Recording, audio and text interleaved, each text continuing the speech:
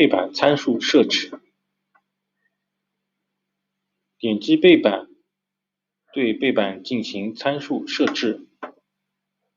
背板项目里有板件类型，选择背板即可，不需改动。下面还有背板对应的宽度和高度，只要不超过整板尺寸都可以做。接下去是背板的厚度，有3种可供选择。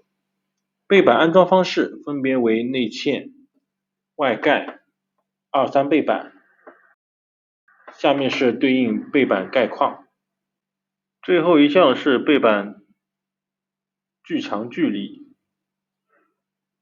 默认也就是我们常规9毫米2、3柜背板距墙距离。完成设置，我们可以从多个角度观察下柜体结构是否准确。顶饰背板是盖顶板的，结构完全没有问题。